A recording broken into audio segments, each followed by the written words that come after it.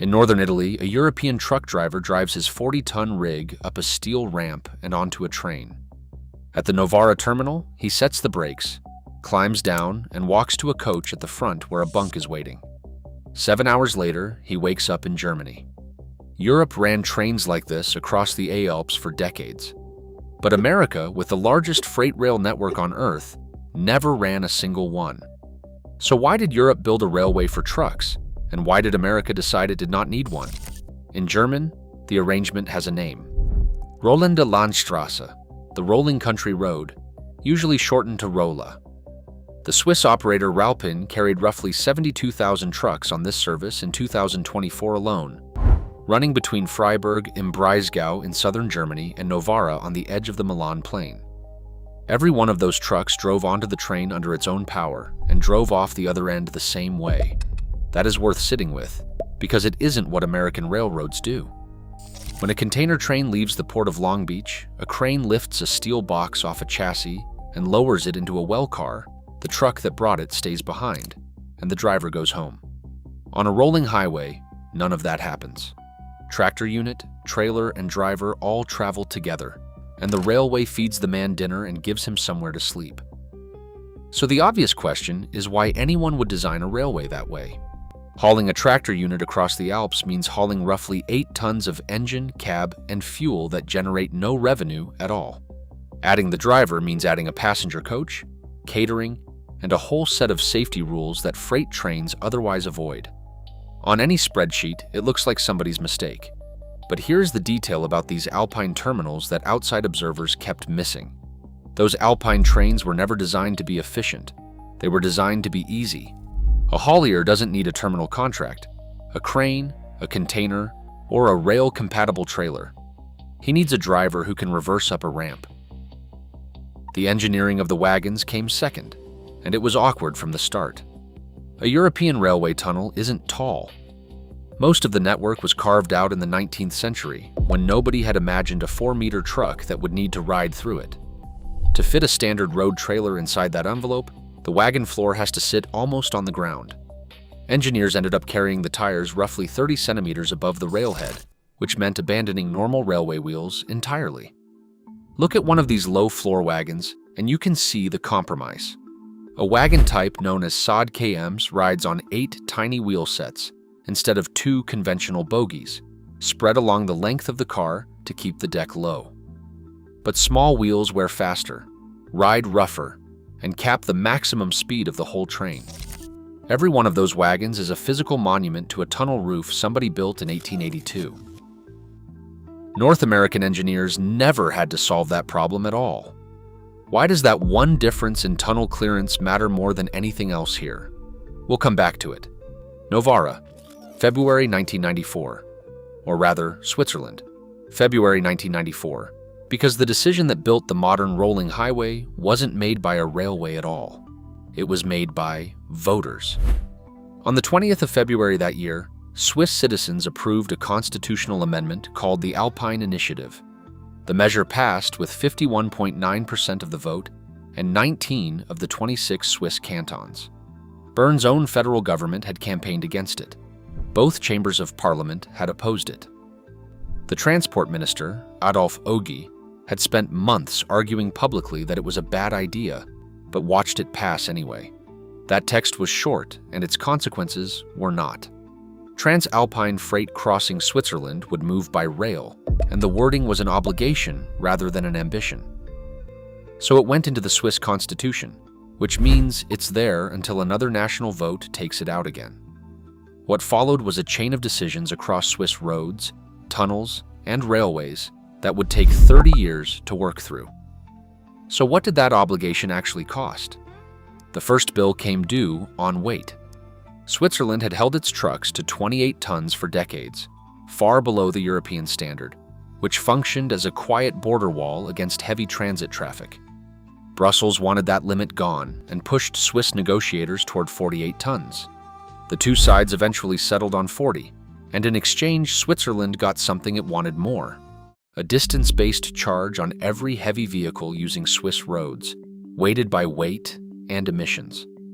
Swiss voters approved the package in 2000 with 67% support, and the charge took effect the following year. But the money went somewhere specific. It helped pay for the new rail link through the Alps, a tunneling program whose final cost landed somewhere near 18 billion Swiss francs. Loetschberg, first of the three, opened in 2007. 9 years later came the Gotthard Base Tunnel, 57 kilometers of rock and still the longest railway tunnel in the world. Teneri, the third of the three, finished the flat corridor in 2020. A country of 9 million people spent the better part of 3 decades drilling through alpine rock because of a referendum that its own government had opposed. Rolla was the interim answer, the thing that ran while the tunnels were being dug. However, Austria arrived at a similar place by a very different road. Brenner Pass is the lowest crossing of the main alpine chain and the busiest freight corridor in the region, which has made the Tyrolean valleys below it some of the most heavily regulated stretches of tarmac in Europe. Austria imposes night bans, weekend bans, and sectoral bans that prohibit trucks from carrying particular goods on the Inntal motorway at all, categories the government considers suitable for rail. Rail cargo. Austria has run truck-carrying services on the corridor for years, including between Wargl and Trento. And none of this has been settled politely. Italy took Austria to the Court of Justice of the European Union over the Brenner restrictions, and the case was heard in Luxembourg in April 2026. An advocate general has already given an opinion that several of the Austrian bans conflict with European Union law on the free movement of goods. Meanwhile, reconstruction of the Lueg Bridge on the Brenner motorway has cut traffic to a single lane in each direction and added a calendar of closure days that hauliers have to plan around. So the picture across the Alpine corridors is a rail service supported by geography, by constitutional law, by tolls, by tunnels, and by an ongoing legal fight between 2 member states. That's a lot of scaffolding to hold up one train. While all of that was happening in the Alps, the American freight network was working an identical problem in a way that made rolling highways unnecessary. And the reason starts with something as unglamorous as a railway bridge. North American railways were built later, wider, and taller. Clearances on the major corridors are generous by European standards, generous enough that a standard road trailer can sit on an ordinary flat car and clear every bridge and tunnel on the route. There was no need for a low-floor wagon, no need for tiny wheel sets, and no speed penalty to swallow. An American railroad wanting to move a trailer simply parked it on a flat car, which is what they'd been doing since the 1930s under the name piggyback. Then in 1977, Southern Pacific and Sealand tested something European lines physically couldn't copy. They stacked one container on top of another. The design went commercial in 1984, and the well car, which cradles the lower box in a recess to reduce the height, became the standard unit of American freight. Double stack now accounts for close to 70% of intermodal shipments in the United States. That's the fork in the road.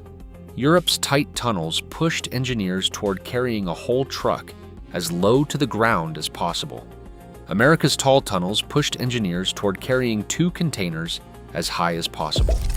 Both continents were optimizing for the empty space above the running rails, and the 2 railway systems reached opposite conclusions.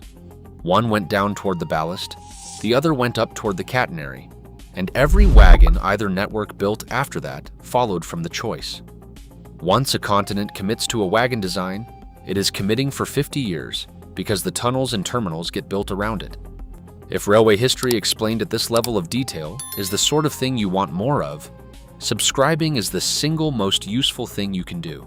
I cover freight, infrastructure, and the decisions behind them every week. Now, the clearance story explains the equipment. It doesn't explain the behavior of American shippers, and that's where the freight numbers get interesting.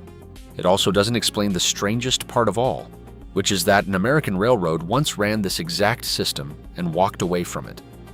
American intermodal has a distance threshold.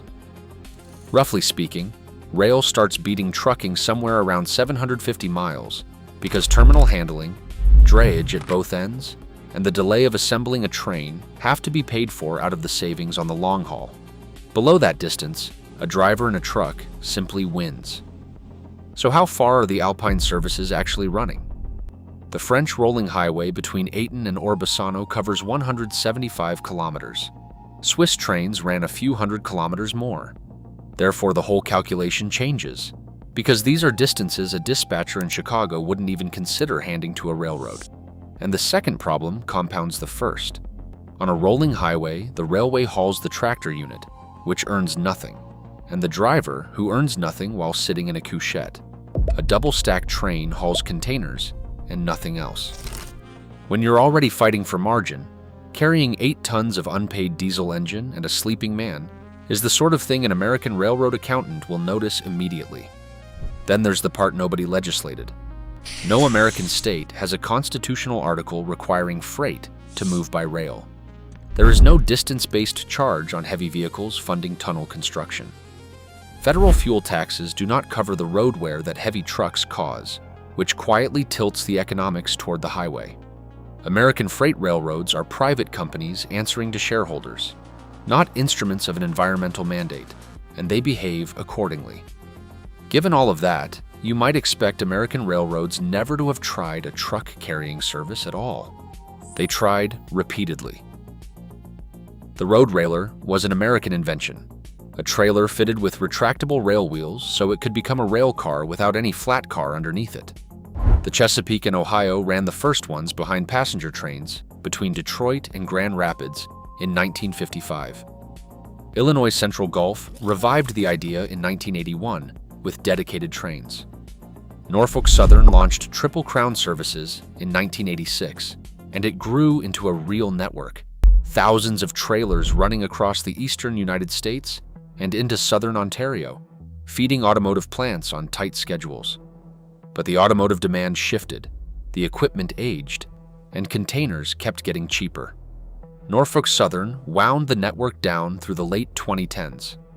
The final road railer service, running between Detroit and Kansas City, ended in 2022. It was replaced by a pair of conventional double-stack container trains between the same two cities.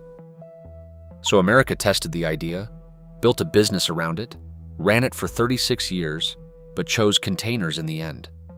Which makes the last piece of this railway story the one that changes how the whole thing reads. The earliest recorded version of accompanied combined transport in the world did not run through the Alps. It ran through Queens. In the mid-1880s, the Long Island Railroad began operating what were called farmers' trains. A grower in Suffolk County would load his wagon with produce, drive it onto a flat car, and ride into the city alongside it. Teamsters traveled in their own coach, and the horses rode along in stable cars. At Long Island City, the wagons rolled off, went onto a ferry, and continued to the Manhattan markets. Read that description again and set it beside a modern Alpine service. The vehicle is driven onto the train under its own power. The driver rides in an accompanying passenger coach. The motive unit travels instead of staying behind, and the terminal at each end is built for end loading.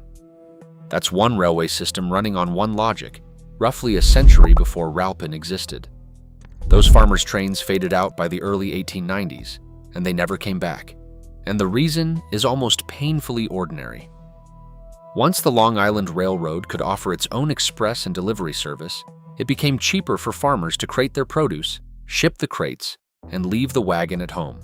The wagon, the horses, and the teamster's seat were all dead weight riding on a flat car, and once you strip them out, you're left with a plain freight service rather than an accompanied one. America didn't fail to invent this. America invented it, ran it on Long Island flat cars, but found something cheaper. Which brings the story back to the Alps, and to a decision made in May 2025. Ralpin announced that the rolling highway between Freiburg and Novara would close at the end of that year, 3 years earlier than planned. None of it was about demand. Capacity utilization on the Alpine trains was running at around 80%, and hauliers still wanted the service. Reliability was the problem. Roughly 10% of trains had to be canceled in 2024 because of engineering works, mostly on the German approach routes, and the first quarter of 2025 was worse. The company posted a loss of about 2.2 million Swiss francs and concluded that federal subsidy couldn't close the gap. 16 employees were affected, and the final departures ran with the December timetable change. Numbers around the closure tell their own story. In 2024, roughly 960,000 lorries crossed the Swiss Alps, against a legal target of 650,000 written into the Constitution 3 decades ago. Yet rail's share of transalpine freight still sat around 70%, more than twice what France or Austria manage, even though that figure had slipped from where it stood 2 years earlier. The Federal Office of Transport reported that the shift from road to rail had stalled. The rolling highway that Austria runs over the Brenner is now the last significant service of its kind in Europe. So what was it, in the end? A subsidized bridge across a gap in the network meant to last until the tunnels and the terminals could do the job properly. Switzerland dug the tunnels. Terminals for unaccompanied transport arrived alongside them, and the bridge was taken down, which left roughly 72,000 trucks a year looking for somewhere else to go. So the real question probably isn't which continent picked the smarter freight system. It's what a country is willing to pay for a railway service that never quite pays for itself. Switzerland answered that with a referendum, 3 base tunnels, and 18 billion francs. America answered it with a well car and a container. Both answers came from the same place, which is the height of a tunnel roof and the price of moving a thing that doesn't need to move. Next week, I am looking at the Gotthard base tunnel itself and the 17 years of drilling that went into it. If railways and the decisions behind them are your kind of thing, subscribe, and I'll see you there.